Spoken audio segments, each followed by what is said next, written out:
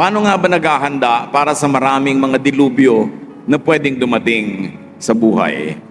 Salamat Panginoon dahil kayo ay pwede naming lapitan sa mga oras ng kagipitan. At tinuturoan niyo rin kami paano maghanda bago pa man dumating ang ganitong mga pagkakataon. Sa sandaling ito Panginoon, turuan niyo po kami how to prepare for life's disasters. At ganoon din naman, nagpapalinis kami sa inyo, patawarin niyo po kami sa aming mga kasalanan, sa mga sinasadya at di sinasadyang mga pagkakamali.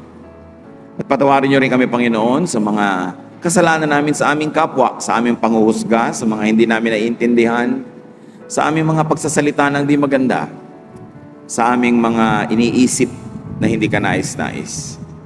Cleanse us, enable us to behold your glory and to understand your message for us today. Take over, O God, be our speaker, use your servant only as your instrument, and may we hear your voice. Father, we seek you. We ask for your blessing in the name of your Son, our Lord Jesus Christ. Amen. Life's disasters. Ano-ano nga ba ang mga yan? Isa, sudden poverty. Yung biglang nawalan ka ng trabaho, biglang nawalan kayo ng hanap buhay, biglang naubos ang inyong mga pinagkakakitaan, malaking disaster kasi may magugutom, may mga hindi maipapagamot, may mga hindi mababayaran. Suddenness could add grave weight to a financial disaster. Mas bigla, mas mahirap dalhin. Isa pa po na disaster sa buhay is grave illness. Sa grabing sakit. And of course, it becomes worse if sudden and with poverty. Yung magkasakit ka, disaster na yon. Pag bigla pa, wala kang paghahanda, at may kasama pang paghihirap dahil wala kang pera, lalo namang mahirap.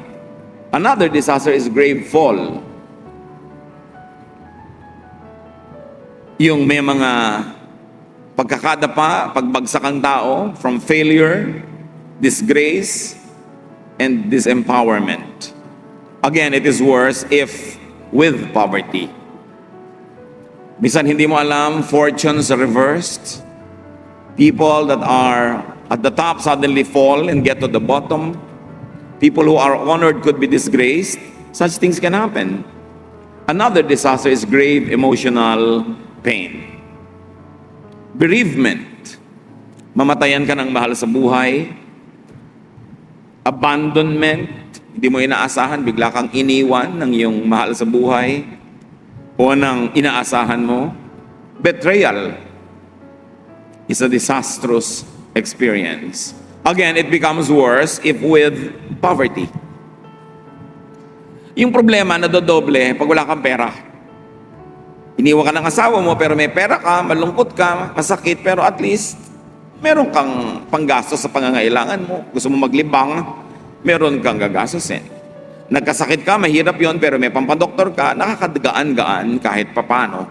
So laging nadodoble ang bigat pagka walang financial resources. Disasters become worse when accompanied by poverty. Kaya ang mahalaga sa buhay, merong siyang some form of insurance, savings, investments. Meron kang konting pwedeng sandalan sa biglang oras ng pangangailangan. Isipin niyo yung mga disaster sa buhay ni Job. Lahat ng binanggit natin, nagsabay-sabay sa kanya yon. Bereavement, abandonment, fall, sickness, and poverty. Nagsabay-sabay. Nandun na lahat. Pero he survived because of his great faith in God. Common denominator of disasters, need for others. Lahat po ng binanggit natin mga disaster sa buhay, may magkakamukha silang isang uri ng kulay at hugis, nangangailangan yung dinapuan ng disaster ng tulong ng kapwa. Need for help. Need for sympathy. Pag tayo naman ay dinadagukan ng kapalaran, dinadapuan ng hirap sa buhay, yan ang kailangan natin. Tulong, maaaring physical, financial, maaari namang emotional or spiritual. Yung alam mo na may kakampi ka. Yung alam mo na merong sumusuporta sa'yo, merong nagsisimpatya sa'yo, at nakikiisang loob. Disasters weaken people to the point of needing other people. Yan ang nangyayari pag may disaster. Nanghihina tayo. At di man dati, ngayon nangangailangan na tayo ng tulong. How to prepare for life's disasters. Isang mahalagang bagay na maunawa natin, paano tayo maghahanda para sa pagdating ng mga dilubyo sa buhay. We will be learning from Proverbs chapter 3. And now verses 1 to 2. My child, remember my teachings and instructions and obey them completely. They will help you live a long and prosperous life. So immediately here, we are presented with one way to prepare for life, and it's to obey God's teachings and instructions. Of course, which means know God's teachings and instructions. Paano ka naman susunod kung hindi mo alam? And of course, knowledge means willingness to be changed by it, to change our minds by what we know. Proverbs 3:3 to 4. Let love and loyalty always show like a necklace, and write them in your mind. God and people will like you and consider you a success. Pinapahalagahan dito mga kapatid, love. So love and be loyal to God and to people. Bakit may connection sa paghahanda sa mga disasters ng buhay yung loyalty to God and to people? Because when you're loyal to God, God is loyal to you also. When you're loyal to people, not all of them might be loyal in return, but hindi ka masisiro nang merong loyalty rin sa'yo. So loyalty to God and loyalty to our fellow men are investments, are savings. Ipanalangin mo na hindi mo kailanganin ang tulong nila all your life, pero kung dumating yung panahon ng disaster that you would survive only on people's help, then meron ding loyal sa'yo kasi loyal ka rin sa kanila at naging loyal ka. God and people's loyalty to you can help you in times of disaster. It is a great insurance. And that is what the family is all about. Kaya nga ang mga sibilisasyon, ang mga saling lahi, patuloy. Kasi may family. Yung mga bata, hindi pa nila kayang alagaan ang sarili nila, inaalagaan sila ng magulang nila, kaya nagsusurvive sila through infancy and childhood to become adults. And when the children become adults, their parents who were formerly strong now become old, and the role is reversed. The children now take care of their parents. And then these children that took care of their parents will have children that they will take care of, and later on, children that will take care of them. From generation to generation to generation, this is the unwritten contract of society, of civilization. Kaya mahalaga, loyal. May mga husbands magiging disloyal sa wife, iiwan ng wife and children, magpapasarap sa buhay. Pagkatapos, pagka nagkasakit at matanda na, babalik dun sa wife para magpaalaga sa mga anak. May mga wife na talagang martir at bayani, tinatanggap pa rin nila kumisan kung kahit bumalik sa kanila, wasak-wasak na, taalagaan na lang. Pero mahirap yatang mahanap yun din ganong care from your children that you never cared for. Your children who sympathize with their mother. Or kung na-reverse ko yung nanay yung umalis, which is rare, therefore the sympathy of the children is with the father. Wala kang tanim, anong aasahan mo nga anihin? Kaya sinasabi dito sa Proverbs rather, be loyal to people. Be loyal to your family, be loyal to your community, be loyal to your nation even. Kasi pagka ang nation mo ay bumagsak, hindi kasama ka rin nababagsak noon. At yung mga loyalty natin at pagtulong sa kapwa, kuminsan konting-konti lang na itulong mo, maiksing panahon ka lang tumulong, pero nung ikaw ang nangailangan at yung dati mong tinulungan ay umunlad, lumakas, kuminsan ang daming sukli sa'yo na higit sa itinulong mo sa kanya nung araw. Dahil maraming tao marunong tumanaw, marunong silang maging grateful. Kaya kahit sandali mo lang silang tinulungan, hindi nila inilimot At nung ikaw na ang nangailangan, kahit kung tutuusin ay nalugi na sila, kung may exchange rate ang tulungan ninyo, pero hindi ka pinagsasawaan kasi naaalala nila kung paano ka tumulong nung panahon ng pangangailangan. It is important to be loyal, especially to your spouse, to your children, to your parents. This is the basic unit of society. Ito ang sikreto kung bakit ang lahat ng henerasyon ng tao nag-survive sa lahat ng mga dilubyo, lahat ng mga gyera, lahat ng mga salot na dumating sa buhay ng tao sa planetang ito. We survive because of this unwritten contract of society. Pagka wala ka man lang ginagawa ng mabuti, wala kang tinutulungan, wala ka man lang dinadalaw pag may sakit, wala kang inaambagan na nangangailangan, mag-isip-isip ka. Paano kung dumating ang panahon na wala ka ring mga makuha, nagkaroon ka ng sudden disaster that is unexpected, a reversal of fortune, sino naman ang tutulong sa iyo? Wala ka namang ipinakitang tulong sa iba. Verses 5 to 6. With all your heart, you must trust the Lord and not your own judgment. Always let Him lead you, and He will clear the road for you to follow. So trust the Lord and not yourself when you do not agree with God. Hindi naman laging hindi tayo magtitiwala sa sarili, pero kung ikaw mismo hindi ka sumasang-ayon doon sa ang linaw-linaw nakasulat sa Bible, pabalik-baliktarin mo man ang linaw, pinapalabo mo lang dahil ayaw mong sundin, yun ang sinasabing, don't trust in yourself, but trust in God. Be teachable, in other words. Allow your judgment to be tested, to be taught, and improved by the Word of God, by reason, by spirituality. And when you do that, you prepare yourself for whatever disaster is unexpected. Sometimes the disaster is even averted or prevented because you are spiritually in the right place. Kaya mahalaga talaga unahin ang Diyos. In everything you do, put God first, and He will guide you and crown your efforts with success. Proverbs 3:7-8. Don't ever think that you are wise enough, but respect the Lord and stay away from evil. This will make you healthy and you will feel strong. May relasyon pala yung health and strength with trusting the Lord, being wise enough to trust the Lord, because we are never wise enough. Our knowledge is very little. Paul says that our knowledge is imperfect, our prophecy is imperfect. So we can and should continue learning, refining, and changing our thoughts, because we have to change from glory to glory. How do you prevent disaster or prepare for disaster? Stay away from evil, especially from evil thought that makes you think, evil thoughts against other people, that makes you think that you are right and they are wrong when you have not thoroughly examined your scholarship.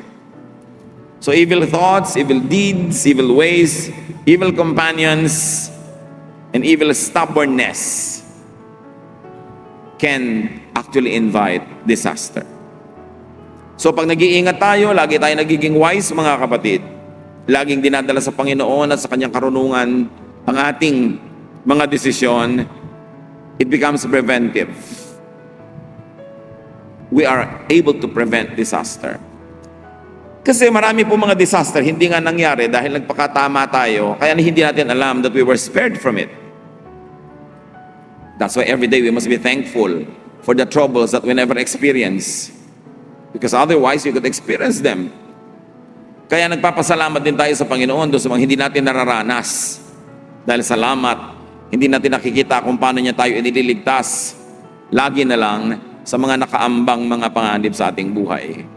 Proverbs 3:9-10, honor the Lord by giving Him your money and the first part of all your crops. Then you will have more grain and grapes than you will ever need. How do you prepare for disaster? How do you prevent disaster? Especially poverty. Give offerings to the Lord. The verses are unapologetic. While God may not need man's offerings, man needs to make offerings, because he is designed by God to to define his position in relationship to God by always making offerings. Yan po yung relasyon ng mga subject to their monarchs, ng mga citizens to their kings. They were always giving taxes, they were always offering services, they were always offering this and that to the monarch. At yun yung pattern na makikita natin doon sa pagbibigay natin lagi sa Diyos. Because we recognize that He is the monarch, He is the king, so we give offerings. God doesn't actually need our offerings, but we have a need to make such offerings to continue to affirm our citizenship, our belongingness to God. And the verses are clear. Man's prosperity is premised by God on man's giving. Ang Diyos mismo ang nagpasya. You will be prosperous if you make your offerings. Mysteriously, this is an ever-present teaching and instruction everywhere in the Bible. And many people will attest to it na pag sinusunod nila, lumuluwag talaga yung buhay nila. Mahirap maunawaan kung minsan kung bakit, at kung hindi na unawaan, sundin na lang. Hindi ka naman malulugi dahil kung ang Diyos ang iyong pinararangalan sa iyong mga offerings, marunong naman talaga siya magsukli. At hindi naman tayo pwede magbigay ng offering ng hindi galing doon sa nauna na ibinigay sa atin ng Diyos. 11 to 12, My child, don't turn away or become bitter when the Lord corrects you. The Lord corrects everyone He loves, just as parents correct their favorite child. Appreciate God's correction. Yung pagtatama ng Diyos para hindi sala. Yung word na sala, pinagmula ng kasalanan, na sa Southern Tagalog, sala means mintis. You miss the point. May binato ka, hindi mo tinamaan, sala. You miss the point. So yung kasalanan is not always naman yung napaka-evil mo dahil may kasalanan ka. Nagkasala ka lang, ibig sabihin, you missed the point. You did not reach the standard. You were not able to get to where you are expected to go. So kailangan, willing tayo lagi magpatama. Parang istasyon ng radyo kumisan lumilihis, itatama mo para ma-fine tune. Mga calibrations of machines, itinatama mo. Kailangan lagi tayo nagpapatama sa Panginoon. Nilikha tayo ng Panginoon kasabay ng planeta, kasabay ng nature, kasabay ng kanyang mga laws of nature. Dapat tuned in tayo sa kanyang laws. Moral laws, natural laws, para kasama tayo sa agos, kasama tayo sa daloy, hindi tayo kasalungat, hindi tayo pagod na pagod, dahil kasama lang tayo sa umaandar na buhay na idinisenyo ng Panginoon. 13 to 15, God blesses everyone who has wisdom and common sense. Wisdom is worth more than silver. It makes you much richer than gold. Wisdom is more valuable than precious jewels. Nothing you want compares with her. So you want to avoid disaster? You want to be ready for disaster? Get, develop, and keep wisdom.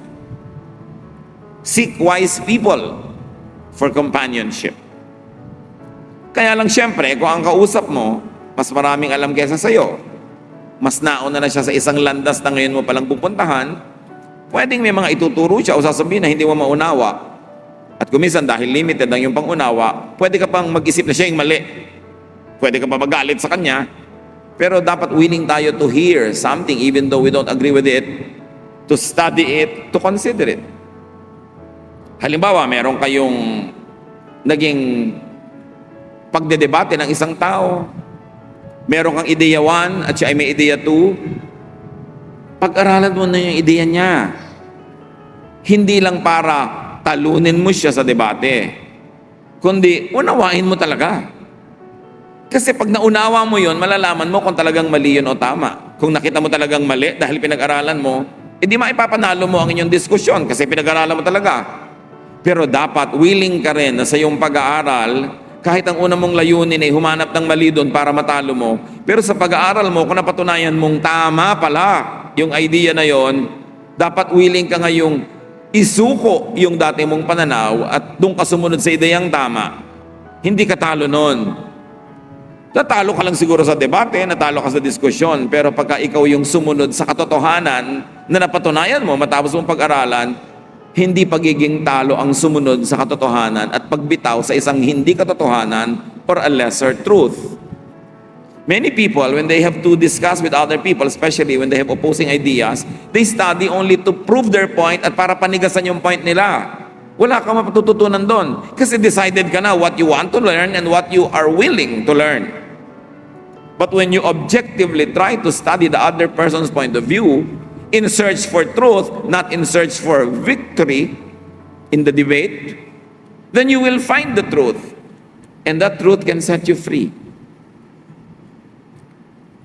Huwag na huwag kayong mag-aaral para lang panigasan ng inyong paninindigan. Mag-aaral talaga kayo para hanapin ang katotohanan. At kung yung katotohanan, hawak nung kalaban nyo, edi sabihin nyo, oy, tama pala yung hawak mo, yung katotohanan, makikihawak na rin ako, bibitawan ko tong dati kong hawak, panalo ka nun, hindi ka talo.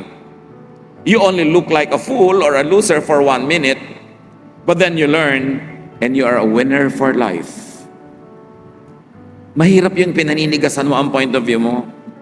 Dapat willing ka na i-test yun. Willing ka na ma-challenge yun. Because truth will always prevail. Kuminsan, hindi mo lang madaling maintindihan. Kuminsan, masyado ka lang emosyonal. Nauna yung emosyon. Kuminsan, masyado kang defensive dahil akala mo baka may mawala sa'yo pag nagpalit ka ng pananaw.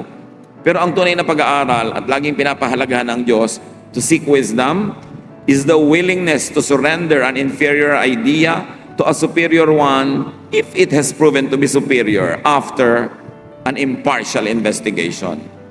Kaya dapat hindi emosyonal ang mga tao. Ang mga emosyonal, kikitid ng kikitid ang utak.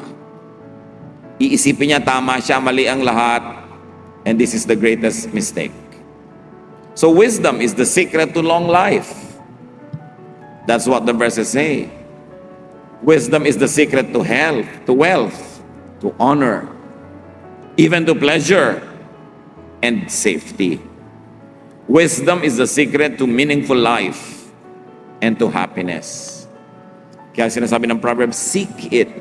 It's important. At ang masarap nito sa buhay, maraming mga tao na bago ka pa man nag-isip ng isang bagay, matagal na pala niyang pinag-isipan. So makakatipid ka ng oras at pagod para pag-isipan yon kung makikinig ka lang sa kanya. Siyempre, sasalain mo ang pinapakinggan mo. Kuminsan sa initial ang pakikinig mo, parang ayaw mo dahil kakaiba. Pero habang nag-iisa ka, salain mo uli, pag-aralan mo uli, malay mo tama.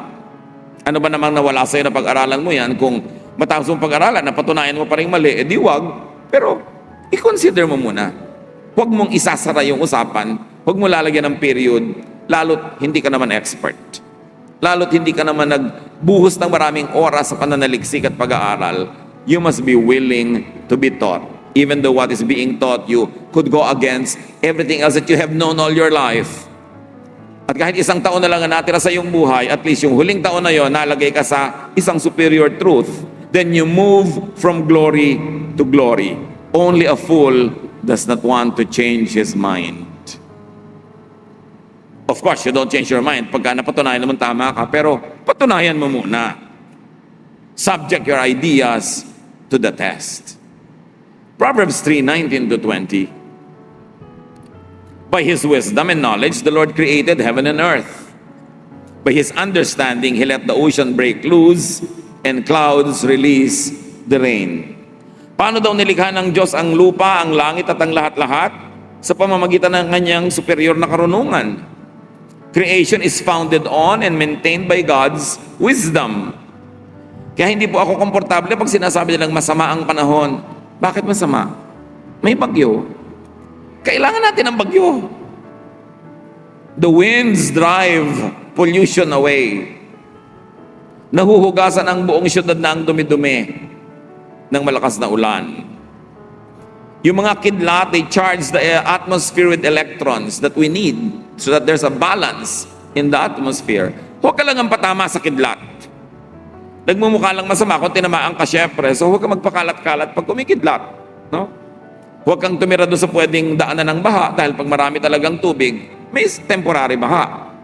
Huwag mong barahan yung mga kanal at mga ilog para sandali lang yung baha, lumampas na. Kung ang daming bara, nagtatagal, nagmumukha tuloy masama. Walang masamang panahon. Kasi ang Diyos ang lumikha ng mga seasons, ng weather, And we need all that for balance. So, sabi niya, by His wisdom and knowledge, the Lord created heaven and earth. So the wise will harmonize with creation and the laws of nature. How do you prepare for disaster? Ayaw mong bahain ka? Do what you can not to live in the paths of waters. Ayaw mong ay kamatay, maguhuan ka ng dahil sa lindol. Kung kaya mo, sikapin mong huwag kang tumira sa mga pwedeng gumuho. O tibayan mo ang iyong ginagawa. May laws of nature kasi. Hindi natin pwedeng labanan. Makiayon ka na lang, alamin mo yung mga batas, sundin mo para ma-minimize ang possibility of disaster. Mahina ang katawan mo, puyat ka. Kaya ka nga pinapaantok ng Diyos pagka mahina ang katawan mo, yung pagod na pagod ka, kasi para magpahinga ka, huwag ka umalis ng bahay. Pag mahina yung katawan mo, puyat ka, tapos lumabas ka ng bahay, nakipagsiksik ka sa kamatao, may mga may sakit doon, bumahing sila, umubo na, natamaan ka, nalanghap mo, mahina yung katawan mo ng oras na yon, mahahawa ka, kasi wala kang resistance. Dapat tayong nakikinig sa katawan natin. Yung mga iba, pagod na antok, anong gagawin? Iinom sila ng mga artificial drink na ang dami-daming asukal para magising. Kaya ka pinapaantok ng Diyos para ka matulog. Pipilitin mo ngayong hindi matulog dahil may gagawin ka. Ano mangyayari? Sinisira mo yung katawan mo dahan-dahan. Once in a while, I see drivers doing this kasi mahaba yung biyahe, umiinom. Pero dapat sandali lang yung iinom ka ng artificial energy drink. Pag ubus na talaga yung tunay na energy mo, ipagpapahinga mo yan, kakain ka. Yun ang gusto ng Diyos. Pag nakabalik na yung energy mo, tsaka ka uli dapat kumilos. Pero sabi nga ng iba, emergency case ito, alam nga namang hindi ako mag-drive, at sa gitna na ito ng biyahe. Pero dapat hindi madalas na ganon. Pag inaantok ka, dapat itulog. Yung iba naman kasi kaya inaantok during the day, madaling araw na, nagpe-Facebook pa. Ayaw pang matulog. No? So, kailangan itulog mo. Law of nature. So, you are wise, do not fight nature. Blend with it. 21 to 26. My child, use common sense and sound judgment. Always keep them in mind. They will help you live a long life and a beautiful life. You will walk safely and never stumble. You will rest without a worry and sleep soundly. So, don't be afraid of sudden disasters or storms that strike those who are evil. You can be sure that the Lord will protect you from harm. Andito yung formula. How to protect ourselves from harm and disaster. Live a godly life. Follow God's laws. Even natural laws are God's laws. Be loyal to people. Be loyal to God. Even if the disaster is not prevented, when it does happen, there are people who are loyal to you and they will help you. They will help you recover and get on with life. Wisdom, godly living, protects people from life's sudden disasters. Nakakatulong yung insurance, nakakatulong yung savings, nakakatulong yung kung ano-ano pa. Pero number one, godly living, wisdom. Preventive pa. Hindi lang curative, preventive pa. Of course, when you say prevention, you mean prevention of disaster. Or when we say protection, when God protects you, it means there's prevention of disaster. Or when the disaster happens, there is empowerment to survive. Dalawa lang naman yan Huwag mangyari yung mahirap o mapalakas ka sa oras ng hirap para mapalampasan mo. 27 to 35. Do all you can for everyone who deserves your help. Don't tell your neighbor to come back tomorrow if you can help today. Don't be mean to neighbors who trust you. Don't argue just to be arguing when you haven't been hurt. Here's another repetition and emphasis on how to prepare for disaster. Be nice. Be good to people. Help people. Help them in a timely manner. Huwag nang paghihintayin pa kung pwede nang tulungan ngayon. Huwag nang patagalin. At kung pwedeng tulungan ng buuin. Preparasyon yan. Huwag ka daw palaaway. Huwag ka lagi nakikipagtalo. Kasi pag nakikipagtalo ka, ang itinatanim mo, negative seeds na pwedeng bumalik sa iyong buhay. Don't be jealous of cruel people or follow their example. The Lord doesn't like anyone who is dishonest, but He lets good people be His friends. So you want to be a friend of God? Be honest. Be good. He places a curse on the home of everyone who is evil, but He blesses the home of every good person. Ito yung unseen blessing kasi hindi nakikita ng mata.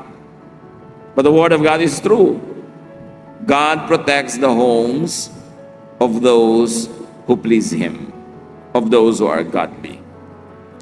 The Lord sneers at those who sneer at Him, but He is kind to everyone who is humble. You will be praised if you are wise, but you will be disgraced if you are a stubborn fool. So wisdom prevents disasters from happening. Wisdom helps one if and when disasters come. So wisdom, as we have seen here, is defined as being good to people. Hindi lang yung alam mo yung mga philosophies, alam mo yung theories, alam mo yung mga high-sounding ideas. Streetwise wisdom is being good to people. If you are good to people, you are wise. Being good, doing good is man's best preparation for and man's best help in times of disaster. Doing good positions man to receive God's protection and restoration. And very importantly, other people's help. Napakahalaga. Pag bata ka pa, hindi mo pa alam ang halaga ng tulong ng kapwa. Merong isang senior person, kakain siya sa isang fast food, dala-dala niya yung senior card niya, at nasanay siya na merong pila na special para sa seniors. Tinanggal ng fast food na yon, yung special pilahan. Pupunta ngayon sa harapan nitong matanda at ipinakita niya yung kanyang senior's card at sabi niya doon sa sales clerk, sabi, "Ineng, senior ako, pakiuna mo ako." "Ay, pila po kayo doon." Ayaw siyang pansinin. Pumunta siya doon sa isa pa, ayaw din siyang pansinin. Ipinatawag niya yung manager, ang sabi rin, "Pumila na lang po kayo, maiksi lang naman po ang pila." Ang hindi nila biglang inaasahan, biglang nangisay itong matanda at biglang nanginig, pinagpawisan ng malamig, yung pala ito ay diabetic. At nag-hypoglycemia siya, bumababa yung sugar, na halos ikakamatay yun ng mga tao. Natakot ngayon silang lahat kung ano nangyayari sa matandang ito. Kung pwede nilang subuan nila agad ng pagkain na libre at lahat-lahat. So nung mahimasmasan, sabi sa kanila ng matanda, "Kami mga senior, kaya binibigyan ng ganyang pribilehiyo, hindi lang dahil matanda kami. Kasi mahihina na ang katawan namin, meron kami mga sakit. Hindi namin kayang tumayo ng matagal sa pila. Pag bigla kaming nagutom, biglang-bigla, pwede naming ikahimatay. Kaya kami binibigyan ng ganyang pribilehiyo. Hindi lang yan pag-abuso dahil lang matanda kami." Hindi kasi naintindihan ng mga bata Ang babata kasi ng mga empleyado sa fast foods. Akala nilang, arte-arte naman ang matandang to, iksi naman ang pila, ayaw pang pumilang, gusto pa, special. Kasi malalakas pa katawan nila, hindi nila alam. Alam niyo, sabi ng matandang yun sa mga tao, tatanda din kayo, malalaman niyo rin kung bakit. So it is the reason why we are not kind, because we don't understand. Just be kind. Even if you don't understand, how can you go wrong if you're kind? Kung minsan merong nagmamadali sa pila, kung pwede mo naman pagbigyan. Hindi mo naman ikamamatay na pagbigyan siya. Hindi ka naman emergency case, baka siya may emergency case Kung minsan din sa driving, ganun Merong, bakit pa nagmamadali ito sobra? Hindi mo alam kung biglang tumawag pala yung asawa niya dahil manganganak na o kung ano man ang dahilan. People have reasons, and seldom that we understand their reasons. That's why it's just good to be kind. How do you prepare for life's disasters? Ang mga bata kasi, ganun talaga. It's one of the definition ng bata. Hindi niya alam na may mga disaster pala ang buhay. Hindi niya alam na pwede palang mangyari yung lumabo ang iyong mata, pwede palang humina ang iyong tuhod, humina ang iyong resistensya. Kaya, kumisan, hindi sensitive. How do you prepare? Be wise.